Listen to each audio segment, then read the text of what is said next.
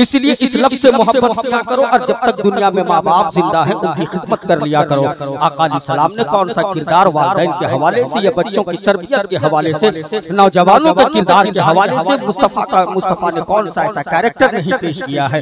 आका अलैहिस्सलाम की तमाम बातें आज हमारे सामने मौजूद है। बशर्ते है मेरे मोमिनों कि अगर आज हम उस पर अमल कर ले तो खुदा की इज्जत की कसम हमारी और आपकी जिंदगी कामयाब हो जाएगी। जरा गौर करना, कहा यह जाता है कि अगर माँ बाप जिंदा हो तो उनकी खिदमत किया करो, और अगर माँ बाप जिंदा ना हो, वो कब्रिस्तान में हो और कब्र में हो, तो याद रखो कम से कम हर मोमिन भाई को ये चाहिए कि हफ्ते में एक दिन उनके कब्र पे जाकर दुआए खैर कर लिया करो। हफ्ते में एक दिन जाकर किसी मुसलमान भाई को 5 पारे, 1 पारे, 2 पारे याद ना हो, लेकिन जरा बताओ कौन ऐसा मुसलमान है जिसे सूरह इखलास याद नहीं है? कौन ऐसा मुसलमान है जिसे अलहम्दु शरीफ याद नहीं है? कम से कम उसके कब्र में जाकर अलहम्दु शरीफ पढ़ लिया करो। मुमकिन हो इसी मजमे में से बैठा कोई ये शख्स कहेगा मौलाना मैं दूसरी जगह का रहने वाला हूँ, हमारे गांव के कब्रिस्तान जो है मेरे बाप का दफन वहाँ नहीं किया गया है, ना उस कब्र में मेरा भाई है, ना वहाँ के कब्रिस्तान में कोई मेरी बेटी है, ना कोई मेरे घर के लोग हैं। मैं मानता हूँ, मैं यही कहूँगा, मैं मानता हूँ कि आपके कब्रिस्तान में, आपके बगल के कब्रिस्तान में आपके बेटे की कब्र नहीं है, आपकी बेटी की भी कब्र नहीं है, आपके भाई की भी कब्र नहीं है, आपके वालिदैन की भी कब्र नहीं है। मगर याद रखो कब्रिस्तान वो जगह है जहाँ पर हमारा आपका अकीदा ये है कि अगर कब्र वालों से जब सवाल किया जाता है मुस्तफा के हवाले से, तो मुस्तफा सराफा अपने जलवाए ज़ेबा के साथ कब्र में मौजूद होते हैं। सुन्नियों कुर्बान जाओ, अगर कब्रिस्तान जाओ तो अगर ये अकीदा ना बने कि बाप है या नहीं, बेटा है या नहीं, ये अकीदा लेके जाओ। ये वही कब्रिस्तान है जहाँ पर अगर 500 लोगों को दफन किया गया है तो 500 बार मुस्तफा आ चुके। नारे तकबीर, नारे रिसालत, अज़मते वालिदैन कॉन्फ्रेंस। नबी आपके गांव में के कब्रिस्तान में अगर वहां पर 500 लोगों को दफन किया गया है तो यह अकीदा मुसल्लम कर लो कि हमारे घर के कब्रिस्तान में मुस्तफा 500 बार आ चुके हैं। यह अकीदा लेकर कब्रिस्तान जाया करो और वहां जाकर के दुआएं खैर कर लिया करो, ताकि अपने लोगों को आप भूलो ना, ताकि आपकी दुनिया भी बदल जाए, आपकी आखिरत भी संवर जाए। मगर यह कब होगा? जब आप अपने बच्चों को सही तरबियत देंगे, आप अपने बच्चों को सही तालीम देंगे, आप अपने बच्चों को सही एजुकेशन देंगे। इसलिए कि वो जो फतन दौर है मेरे प्यारे, आज जरूरत है कि कुरान की तिलावत करने की, आज जरूरत है कि कुरान को अपने लबों पे सजा दीजिए। ये उलमाए कराम बैठे हैं, जरा गौर करना, रात के तन्हाई में अगर 10 बजे भी अगर ये उलमा आपके बच्चों को आवाज दे, घर का माहौल चाहे जैसा भी हो, लेकिन अगर घर बाहर से आवाज आ गई तो घर वाले जरूर पूछेंगे कि बेटा जरा बताओ रात के 10 बजे तुझे किसने बुलाया है? आप जवाब यही दोगे, बाबा जान रात के 10 बजे इस वक्त हमारे मस्जिद के इमाम ने बुलाया है, या अल्लामा अलहाज अहसन रजा साहब ने बुलाया है, या गुलाम नूरे मुजस्सम साहब ने बुलाया है, या अल्लामा वाजिद अली सकाफी ने बुलाया है। कहाँ जाना है? 1 घंटे की दूरी पर जाना है। शायद इमाम साहब का कोई काम हो, शायद मुफ्ती साहब का कोई काम हो, शायद मौलाना साहब का कोई काम हो। खुदा की इज्जत की कसम कोई बाप अपने बेटे को मना नहीं कर सकता है, अब कोई भाई अपने भाई को मना नहीं कर सकता है, कोई माँ अपने बेटे को मना नहीं करेगी। चूंकि पता है बेटा जा रहा है तो या तो मुफ्ती साहब के साथ जा रहा है या तो मस्जिद के इमाम के साथ जा रहा है। क्यों? इसलिए कि ये वो लोग हैं ना नशे के अड्डे में ले जाएंगे, ना गांजा पीने के लिए ले जाएंगे, ना दारू के भट्टी में ले जाएंगे। अगर ये साथ मेरे बच्चे को ले जा रहे हैं तो किसी ऐसी महफिल में ले जा रहे होंगे जहां पर खुदा उसके रसूल का जिक्र हो रहा हो। इसलिए इनसे दोस्ती कर लिया करो, जिंदगी कामयाब हो जाएगी। मेरे नौजवान बताओ ना आज हमारे बच्चों को क्या हो गया है, आज हमारी बेटियों को क्या हो गया है? तालीम के नाम पर आज हमें धोखा दिया जा रहा है, लेकिन आज ना हमारे बच्चों को कोई बोलने वाला है, ना घर की बेटियों को कोई समझाने वाला है। मेरी कौम की बेटियों जरा गौर करो, नबी ने कौन सा किरदार आपके हवाले से नहीं बयान किया है? मुस्तफा का किरदार और कैरेक्टर पढ़ के देखो, नबी ने औरत की हर शक्ल को बयान कर दिया है कि यही औरत कभी माँ बनती है, यही औरत कभी किसी की बहन बनती है, कभी किसी की बेटी बनती है, कभी किसी की बीवी बनती है। और मुस्तफा की सीरत उठा करके देखो, मुस्तफा फरमाते हैं जब आयशा सामने होती है, नबी कहते हैं आयशा याद रखो अगर तुम मुझसे मेरी ये जिल्द भी मांग लो ना तो मैं उतार करके तुम्हारे कदमों में रख दूंगा। नबी का ये कैरेक्टर देखो और अपनी बीवियों के साथ हुस्न सुलूक करो।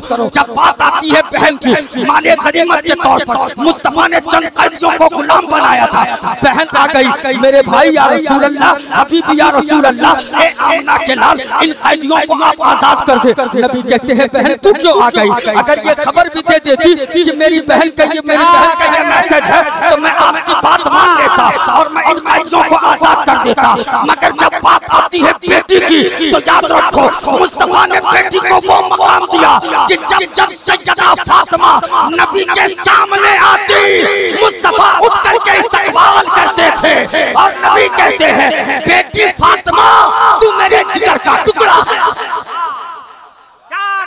जरा गौर करो बेटियों को कौन सा मकाम नबी ने अता किया है कि मेरी बेटी फातिमा तू मेरे जिगर का टुकड़ा है। और जब माँ की बात आती है तो नबी कहते हैं नबी ने माँ के कदमों में तो जन्नत ही डाल दिया और ये तारीखी जुमला फरमा दिया। सहाबियों याद रखो काश मेरी माँ इस वक्त हयात में होती और मैं नमाज इशा पढ़ रहा होता, मेरी माँ आवाज लगाती, मैं नमाज छोड़ करके अपनी माँ के बारगाह में चला आता।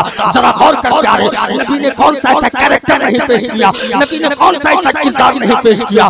इसलिए जरूरत है इस बात की बेटियों को दुनियावी तालीम दो मगर उससे पहले अकीदे की तालीम दो ताकि बेटी आपकी जान ले कि हलाल क्या है हराम क्या है, जायज क्या है नाजायज क्या है। सरकार आले हजरत की तालीम दो बच्चियों को, हजरत मखदूम माहिम की तालीम दिखाओ, हजरत मखदूम बिहारी की तालीम दो। सुन्नतों रोशनी सुन्नतों और कुरान और हदीस की रोशनी में बेटियों को परवरिश करो। जब ये काम तुम करोगे तो खुदा की इज्जत की कसम चलते सड़क में कोई खैर आपकी बेटी के हाथ में जब गुलाब देगा वो बेटी कहेगी नादान इसे तू अपने पास रख, इस्लाम में ये नाजायज है, मेरे नबी ने हराम फरमा दिया है। आपकी बेटी से कोई फोन नंबर तलब करेगा तो आपकी बेटी यही कहेगी सालिम फोन नंबर मांगता है। बात करने की दूर की बात नबी ने तो यहाँ फरमाया है कि गैर महरम का चेहरा देखना ही हराम है। आपकी बेटी उसे तालीम देगी मगर जब जब तालीम और ये अच्छी बातें तुम अपनी बेटियों को नहीं बताओगे, नबी के किरदार को नहीं बताओगे, सज्जदा की बात को नहीं बताओगे, कुरान की तालीम नहीं दोगे, नतीजा ये निकलेगा बेटी झारखंड में की होगी, लड़का खैर होगा या तो बिहार का होगा या MP का होगा या किसी और जिले का होगा, अपना ईमान बेच देगी, इज्जत भी गई और समाज और सोसाइटी से तेरी जिंदगी भी खत्म। इसलिए मेरे प्यारे और कुरान के हवाले से मैं बात करूं, कुरान किस अंदाज से तिलावत करनी चाहिए। जब कुरान को कुरान समझकर और कुरान को मोहब्बत के साथ और कुरान को तलफ्फुज़ हासिल करने के लिए और कुरान से लज्जत हासिल करने के लिए पढ़ोगे ना तो खुदा की इज्जत की कसम जब हजरत मंसूर ने कुरान को लज्जत हासिल करने के लिए पढ़ा तो सूली में चढ़ करके भी हजरत मंसूर कुरान की तिलावत किया कर रहे थे। जब शहीद करबला शहीद आजम हजरत इमाम हुसैन ने इसी कुरान को पढ़ा और जब उससे लज्जत मिल गई तो सूली पे तो हजरत इमाम हुसैन का सर नेज़े पे तो चढ़ गया मगर नेज़े पे भी कुरान की तिलावत की आवाज आ रही थी। इस अंदाज से पढ़ो ना मेरे प्यारे, इंशाअल्लाह हमारी और आपकी जिंदगी में एक इनकलाब आएगा, हमारी और आपकी जिंदगी बदल जाएगी। मगर जरा गौर करो आज कौन सी बुराई नहीं है, घरों से कुरान की तिलावत रुक चुकी है। आज घर का बेटा बोलता है, घर का बड़ा बोलता है कि मौलाना मेरे घर में आमदनी नहीं है, मेरी कमाई तो 1 से 1.5 लाख हो चुकी है मगर क्या करूं, घर में परेशान हूं, हमारी जिंदगी तबाह हो चुकी है, बताओ तो सही मैं क्या करूं। कोई तावीज़ तो दे दो, कोई दुआ तो कर दो, इमाम साहब मेरे लिए दुआ तो कर दो। इमाम साहब भी दुआ कर रहे हैं, पीर से भी दुआ करवा लिया, तमाम लोगों से दुआ करवा ली मगर फिर भी बुराई और फिर भी परेशानी घरों से निकलने का नाम नहीं ले रही है। जरा गौर कर मेरे प्यारे, आपके घर में 4 कमरे हैं, 4 कमरों में मुमकिन हो कि एक कमरे में बीवी रहती हो, दूसरे कमरे में बेटी रहती हो, तीसरे कमरे में एक भाई रहता हो, एक बेटा रहता हो, हर एक के पास 5G या 6G मोबाइल है। नतीजा क्या निकल रहा है, हर एक के मोबाइल से कुरान की तिलावत की आवाज नहीं आ रही है, किसी के मोबाइल से नाते मुस्तफा पढ़ने की आवाज नहीं आ रही है, किसी के मोबाइल से सूरह बकरा की तिलावत की आवाज नहीं आ रही है, बल्कि बीवी के मोबाइल से भी गाना बजाने की आवाज आ रही है। बेटी भी मोबाइलों में छोटे छोटे कपड़े पहन करके रील्स बना रही है और बेटा भी अपने आप को रात के अंधेरे में किसी को हैप्पी वैलेंटाइन डे या किसी को हैप्पी न्यू ईयर का मैसेज भेज रहा है। जरा बोल नादान, तेरी जिंदगी से एक ईंट खसक चुकी है, नादान कह रहा है कि हैप्पी न्यू ईयर, नया साल मुबारक हो। जिंदगी से 1 साल कम कर दी गई है, हम नए साल की मुबारकबादी दे रहे हैं। जरा गौर कर क्या होता है, जिस घर के दरों दीवार में दिनों रात सिर्फ गाना बजाने और हरामकारी की आवाज सुनती हो, भला उस घर में रहमत के फरिश्ते कब आएंगे, उस घर में मुस्तफा का करम होगा, काश तू कुरान की तिलावत किया करता। ए नौजवानों, किसी का काम होगा ड्यूटी करना, किसी का काम ये होगा कि हमें सर्विस पे जाना है, किसी का मकसद ये होगा कल हमें उठ करके सुबह स्कूल जाना है। कोई टीचर होगा, कोई बिजनेसमैन होगा, कोई सर्विसमैन होगा, हर एक का टाइम अलग अलग है। कोई 10 बजे, कोई 9 बजे, कोई 8 बजे निकलता है। मगर मेरे प्यारे ये डेली रूटीन बना लो। एक नुस्खा में बताता हूँ, एक नुस्खा में बताता हूँ। एक सफा ना पढ़ने की तबीयत चाहे मत पढ़ो, 2 पारे मत पढ़ो, 1 पारे मत पढ़ो, मगर घर से निकलने से पहले कम से कम घर में 5 आयत कुरान की तिलावत करके जाया करो। सिर्फ 5 आयत पढ़ लो। खुदा की इज्जत की कसम, जिस दिन आपने ये डेली रूटीन बना लिया तो बेटा भी अपने स्कूल से जाने से पहले यही कहेगा, बाप मेरा काम में निकलने से पहले 5 आयत कुरान की तिलावत करके जाता है, मैं स्कूल जाने से पहले 5 आयत पढ़ के जाऊंगा। जिस घर में माँ सुबह उठ करके कुरान की तिलावत करती रहेगी, वो बेटी भी यही कहेगी, ना ना ना, मेरी माँ सुबह उठ करके कुरान की तिलावत करती है, इसलिए मैं भी सुबह उठकर पहले कुरान की तिलावत करूंगी। तब सीबीएसई बोर्ड का सब्जेक्ट खोलूंगी, तब साइंस पढ़ूंगी, तब मैथ पढ़ूंगी, तब बायो पढ़ूंगी, तब फिजिक्स पढ़ूंगे। मगर याद रखो, ये माहौल कौन बनाएगा जब बड़े बेहतर हो जाए। आज हमने ये छोटों के अंदर के बुराइयां कहां से आ गई, छोटे ने बड़े से सीखा है। और कुरान की तिलावत कैसी होनी चाहिए। हजरत अल्लामा इमाम अफ़ई फरमाते हैं कि एक बच्ची है, उम्र जिसकी 6 से 7 साल की है, बच्ची को कुरान का शौक हुआ, माँ किसी मजलिस में लेकर के गई है, बच्ची की उम्र 6 से 7 साल है, उंगली पकड़ करके माँ ले गई कि बेटी चल फला जगह पर चल, कुरान की तिलावत होने वाली है, कुरान की तिलावत होने वाली है। अज़मत कुरान पे गुफ्तगू फरमाएंगे, उलमा बैठे हुए हैं, कुरान की शान बयान करेंगे। बेटी माँ के साथ चली गई है, रात भर कुछ घंटे तक अज़मत कुरान पर खिताब सुनी। बेटी जब सुन करके जब घर आ गई ना, तो माँ तो सो गई, मगर रात के अंधेरे में तन्हा 7 साल की लड़की उठती है, वजू बनाती है और कुरान की तिलावत करने के लिए बैठ जाती है। कदम मोहब्बत के साथ सुभान अल्लाह, पूरा मजमा बोले सुभान अल्लाह, जी लगा के बोले या रसूल अल्लाह। मैंने आपको पहले ही कहा, जो वक्त मुझे मिला है उसी वक्त पर मैं चाहूंगा कि कुछ काम की बातें कर जाओ। 7 साल की बेटी रात की तन्हाई में उठती है, वजू बनाती है, कुरान की तिलावत करने के लिए बैठ जाती है। पूरी रात गुजर गई, इसी तरह से उन्होंने अपना ये मशगला बना लिया। हर दिन बेटी कुरान की तिलावत करती है, कुरान की तिलावत करती रही। उम्र 8 साल, 10 साल, 12 साल, 15 साल की हो गई, 16 साल की बेटी हो गई, 17 साल की बेटी हो गई। मगर वाह रे बेटी, बेटी हो तो ऐसी हो, बेटी हो तो ऐसी हो। जरा गौर करना, सोती है तो वजू बना करके कुरान की तिलावत करके सोती है, उठती है तो वजू बना करके कुरान की तिलावत करती है, खाना बनाती है तो कुरान की तिलावत करती है, बर्तने धोती है तो कुरान की तिलावत करती है, माँ के साथ बैठती है तो कुरान की बातें करती है, बाप के साथ बैठती है तो कुरान की तिलावत करती है। बाप ने कह दिया एक दिन, बाप ने कह दिया बेटी अब तेरी उम्र हो गई है कि तेरे लिए कोई रिश्ता तलाश किया जाए, तेरे लिए किसी लड़के का इंतखाब किया जाए, जरूरत इस बात की है जब तेरी शादी कर दी जाए। इतना सुनना था कि बेटी रोने लगती है, बेटी की आंखों में आंसुओं का सैलाब है, इतना रोई कि आंखें सूज गई है। बाप ने सीने से लगाया, बाप कहता है मेरी बेटी जरा ये बता दे रोने की क्या वजह है। हर लड़की को तो किसी न किसी घर जाना है, बेटी पढ़ाई के होती है, तुझे भी एक दिन शादी करना है, तुझे भी किसी के यहाँ जाना है, तू रोती क्यों है। बेटी कहती है पापा इसलिए नहीं रो रही हूँ, बल्कि इसलिए रोती हूँ कि आप इतने जल्दी मेरी शादी क्यों करवाना चाहते हैं। कहा हुआ क्या, आप शादी कर दोगे कुरान की तिलावत और कुरान की तिलावत छूट जाएगी। मैं बात को खत्म करता हूँ 5 से 7 मिनटों के अंदर, जरा गौर कर मुसलमानों। वो बेटी कहती है कि कुरान की तिलावत छूट जाएगी। जरा नौजवानों बताओ, ए मेरी कौम की बेटियों तुझे क्या हो गया है, ए मेरी कौम की बेटियों तुझे क्या हो गया है, जरा ये बताओ।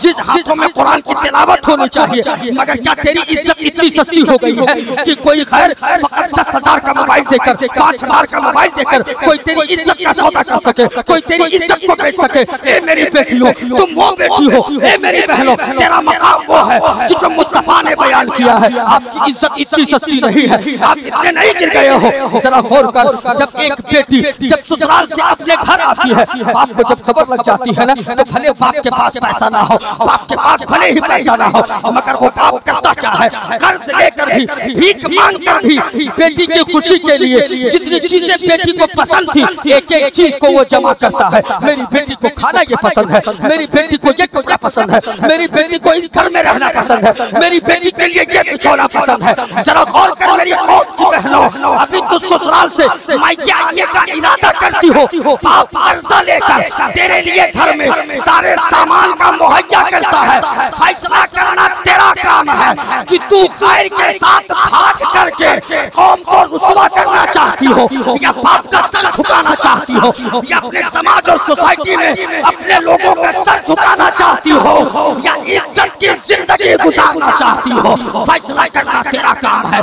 नतीजा ये निकलता है, हाल फिलहाल आपने सोशल मीडिया के हवाले से फेसबुक पे पढ़ा था, लड़की होती है झारखंड की, लड़का होता है किसी दूसरे स्टेट का। बयान लड़की आकर के ये देती है, उन्होंने मुझे खिचड़ी का गोश्त भी खिलाया, मेरा धर्म भी परिवर्तन कर दिया, उन्होंने कहा इस्लाम छोड़ दो, मैं उसकी मोहब्बत में आकर इस्लाम भी छोड़ दी। उन्होंने कहा कि ये करना होगा, मैं वो भी कर दी। लड़की फिर बयान देती है कि उसने आकर मुझसे कहा खिंजीर का गोश्त खाना होगा, मैं खिंजीर का गोश्त खाने के लिए तैयार हो गई। लेकिन आज वो लड़का तने तनहा मुझे छोड़कर भाग गया है, मुझे कहीं ताइफा बनाकर छोड़ दिया है, मुझे किसी बाजार में बेच दिया है, जिस्म फरोशी के धंधे पे मुझे उतार दिया है।